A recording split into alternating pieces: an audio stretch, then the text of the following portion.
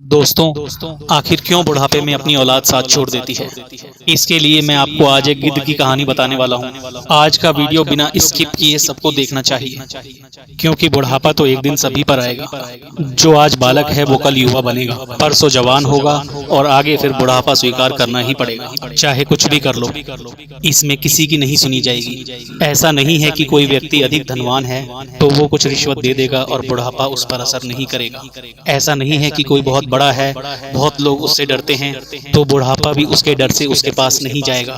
चाहे कोई ज्ञानी हो, धनी हो, बली हो, सबके सारे के सारे हुनर धरे के धरे रह जाएंगे जब बुढ़ापा आपके ऊपर आएगा। इसीलिए यह जानकारी सबको ध्यान से सुननी चाहिए। इस वीडियो से पता चलेगा कि औलाद बुढ़ापे में साथ क्यों छोड़ जाती है। इस बात को समझने के लिए हमें इस कहानी को ध्यान से सुनना चाहिए। किसी जंगल में एक बड़ा भारी बरगद का वृक्ष था। उस वृक्ष पर हजारों प्रकार के पक्षी किलौले करते रहते थे, या यूं कहिए कि सारे जंगल के पक्षी उस वट वृक्ष पर विश्राम करने के लिए जाते रहते थे। कुछ पक्षियों का वो स्थायी निवास स्थल था।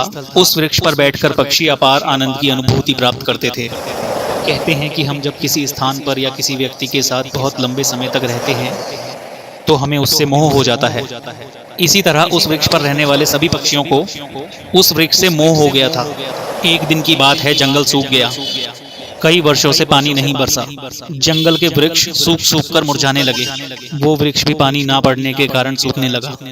समस्त पक्षी धीरे धीरे करके उस वृक्ष को छोड़कर जाने लगे।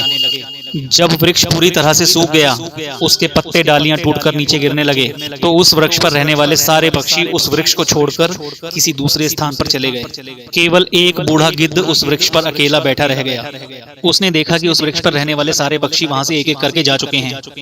कुछ पक्षियों ने उस बूढ़े गिद्ध से भी चलने के लिए कहा, परंतु गिद्ध ने जाने से मना कर दिया। गिद्ध ने सोचा कि मेरा जन्म इसी वृक्ष पर हुआ है, इसी वृक्ष पे मैं खेल कूद कर बड़ा हुआ हूँ। मेरे जीवन के सारे सुख मुझे इस वृक्ष ने दिए हैं। आज जब इस वृक्ष के ऊपर विपत्ति है तो मैं इसको इस मुसीबत में छोड़कर अकेला कैसे जा सकता हूँ। इस वृक्ष ने मुझे पाल पोस कर बड़ा किया है, दुख सुख में मेरा साथ दिया है। मैं इस वृक्ष का ऋणी हूँ। मैं मरकर भी इस वृक्ष को छोड़ के नहीं जाऊंगा। वे लोग बड़े खुदगर्ज होते हैं जो अपने माँ बाप को छोड़कर चले जाते हैं या परदेश में रहकर अपना जीवन सुखी से बिताते हैं। घर पर अपने वृद्धजनों को भूल जाते हैं। ऐसी संतान के पर धिक्कार है जो अपने माँ बाप के बुढ़ापे का सहारा नहीं बनते। एक बार सोचो, जब तुम छोटे थे तो क्या तुम्हारे माँ बाप ने तुम्हारा साथ छोड़ा था? क्या जब तुम बीमार पड़े थे तो क्या वो तुमको छोड़कर कहीं गए थे? या फिर तुमने कभी किसी के साथ झगड़ा किया हो और तुम संकट में फंस गए तो क्या उस सिचुएशन में तुम्हारे माँ बाप ने तुम्हारा साथ छोड़ा था? जब उनके मन में कुछ अच्छी चीज खाने की इच्छा उत्पन्न हुई थी तो क्या उन्होंने कभी ऐसा किया कि उन्होंने अकेले खाई हो और तुम्हें ना दी हो? नहीं। आज जब माँ बाप बूढ़े हो गए हैं तुम्हें उनसे घृणा होने लगी। तुम्हारे लिए उन्होंने इतना किया और तुम उनके लिए इतना भी नहीं कर सकते कि तुम उनकी बुढ़ापे की लाठी बन जाओ। तो दोस्तों, उस गिद्ध ने मरते दम तक उस वृक्ष का साथ ना छोड़ने की कसम खाई। कुछ दिन और बीते तो वृक्ष बिल्कुल झरझर हो गया। उसे दीमक खाने लगी, लेकिन गिद्ध फिर भी उसे छोड़कर नहीं गया। दिन में थोड़ा इधर उधर घूम के आता था और अपना भोजन जुटा लेता था, और शाम होने पर उसी सूखे हुए वृक्ष पर आके बैठ जाता था। उसी तरह से कई रोज बीत गए। जो पक्षी उसको छोड़कर किसी दूसरे स्थान पर चले गए थे, उन्होंने सोचा गिद्ध अभी भी उसी सूखे वृक्ष पर बैठा रहता है, क्यों ना हम सब मिलकर उनके पास चलें और उन्हें समझा बुझाकर अपने पास वापस ले आएं। यही सोचकर कुछ पक्षी बूढ़े गिद्ध के पास गए और उन्हें अपने साथ चलने के लिए आग्रह किया। कहने लगे, गिद्ध काका, आप कहाँ इस सूखे वृक्ष पर बैठे रहते हैं? इस वृक्ष का जीवन खत्म हो चुका है। मरे के साथ में मरना कहाँ की समझदारी है? कहते हैं कि वही जीविका श्रेष्ठ है जहाँ धर्म की हानि ना हो। ये वृक्ष बिल्कुल झरझर हो गया है। दीमक इसे रात दिन खाई जा रही है। किसी दिन हवा के तेज झोंके से ये पेड़ पूरा गिर जाएगा और नष्ट हो जाएगा। फिर तुम कहाँ जाओगे? विद्वान लोग कहते हैं कि शत्रु, कर्जा, अग्नि और बीमारी, इन चारों को समय रहते दवा दी जानी चाहिए। जो इनसे अपना समाधान नहीं करता है वो बेमौत मारा जाता है। किसी तरह तुम्हें भी इस वृक्ष को छोड़कर किसी दूसरे स्थान पर अपना निवास स्थान बना लेना चाहिए। दोस्तों, समक्ष पक्षियों के समझाने के बाद भी गिद्ध उस वृक्ष को छोड़ने के लिए तैयार नहीं हुआ। कहने लगा, भाइयों, ये वृक्ष मेरे माँ बाप के समान है। मेरे माता पिता मुझे जन्म देकर इस वृक्ष पर छोड़कर चले गए थे। उनके जाने के बाद मैं इसी वृक्ष पर खेल कूद कर बड़ा हुआ। जीवन के सारे सुख मैंने इसी वृक्ष पर पाए हैं। बचपन से लेकर बुढ़ापे तक का सफर मैंने इसी वृक्ष पर तय किया है। अब इस मुश्किल घड़ी में मैं इसका साथ छोड़कर कैसे चला जाऊं? ये मेरी जिंदगी की सबसे बड़ी भूल होगी। कहते हैं कि भक्त, सेवक और शरणागत जो ये कहता हो कि मैं आपका ही हूँ, इन लोगों को संकट पड़ने पर भी नहीं छोड़ना चाहिए। जो इन्हें संकट में छोड़ के जाता है उन्हें बहुत बड़ा पाप लगता है। और जिसने अपना पालन पोषण किया हो, सुख दुख में साथ ना छोड़ा हो, और यदि कोई व्यक्ति ऐसे माँ बाप को अगर छोड़ता है तो वो एक संगीन अपराध करता है। उन संतानों को कभी भी मनुष्य का जन्म नहीं मिलता। गिद्ध ने कहा, मैं अपनी मृत्यु तक इसी वृक्ष पर रहूंगा, आप लोग जाइए यहाँ से। गिद्ध की बात सुनकर सारे पक्षी निराश हो जाते हैं और वे लौटकर चले जाते हैं। कुछ तो बूढ़े गिद्ध को ये भी कहने लगे कि अब तो उम्र के साथ साथ इसकी भी बुद्धि सठिया गई है, इसलिए उसे हमारा समझाना अच्छा नहीं लगता। अगले दिन फिर कुछ पक्षी उसे समझाने के लिए आए, लेकिन उसने जाने से फिर मना कर दिया। इस बार सारे पक्षी लौटकर अपने घर नहीं गए, वे सीधा इंद्र के पास पहुंचे और वहां जाकर उन्होंने उनको सारी बात बताई। भगवान, हम जिस वन में रहते हैं वहां पर कई वर्षों से पानी नहीं बरसा है।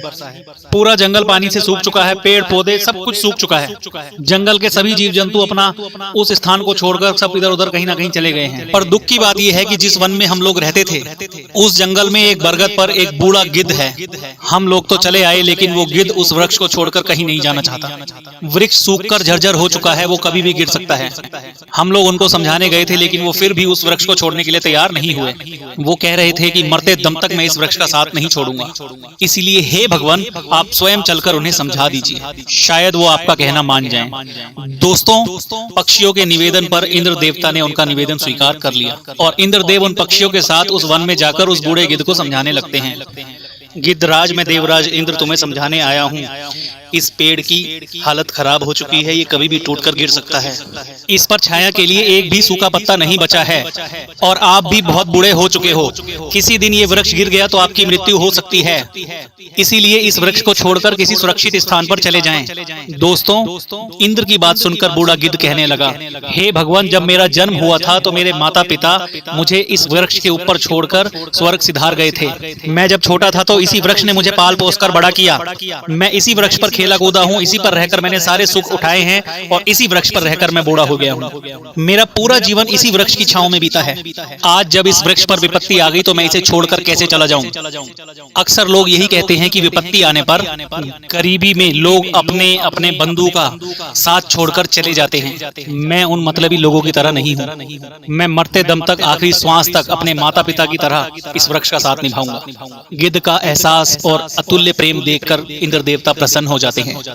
वो कहते हैं, गिद्ध, मैं तुम्हें वरदान देना चाहता हूँ, बताओ तुम्हें क्या चाहिए। तब गिद्ध कहता है कि हे भगवान, अगर आप मुझे देना चाहते हो तो मुझे वरदान नहीं चाहिए। इस बरगद को वरदान दे दीजिए ताकि ये हरा भरा हो जाए, इसकी आयु बढ़ जाए। मैं तो वैसे भी बूढ़ा हो चुका हूँ, थोड़े बहुत दिन का जीवन शेष बचा है। मेरे बाद इस वृक्ष पर हजारों पक्षी सुखी रहेंगे, सबका भला होगा तो मुझे भी खुशी होगी। गिद्ध की बात सुनकर इंद्र ने उस वृक्ष को फिर से हरा भरा बना दिया। पूरे जंगल में पानी बरसा दिया, सारे जंगल के वृक्ष फिर से हरे भरे हो गए। चारों तरफ हरियाली छा गई। जो जीव जंतु, पशु पक्षी जंगल को छोड़कर चले गए थे, वो फिर से उसी जंगल में लौटकर वापस आ गए। सारे पक्षी उसी बरगद पर आकर अपना जीवन यापन करने लगे। सब पक्षी उस बूढ़े गिद्ध काका की पूरी सेवा करने लगे। उनके लिए भोजन, पानी सब वहीं लाकर देते थे। दोस्तों, इस प्रकार गिद्ध का शेष जीवन खूब शांतिमय तरीके से बीत गया। हमें भी इस कहानी से सीख लेनी चाहिए कि अपनों का बुरे वक्त में कभी साथ नहीं छोड़ना चाहिए। खासकर से जिसने आपको जन्म दिया है, उस माँ का पालन पोषण करने वाले उस पिता का, वो आपके जन्मदाता हैं। आपको पाल पोस कर बड़ा करने में उन्होंने बहुत तकलीफ उठाई है। उनके बुढ़ापे में यदि आप सहारा नहीं बन पाए तो आपका वो जीवन किसी काम का नहीं रहेगा। दोस्तों, अगर आपको ये वीडियो पसंद आया हो तो वीडियो को लाइक करना और चैनल को सब्सक्राइब जरूर करना। वीडियो के अंत तक बने रहने के लिए, वीडियो को पूरा देखने के लिए हम आपके तहे दिल से शुक्रगुजार हैं और आप सभी का बहुत बहुत बहुत बहुत धन्यवाद। Thank you so much.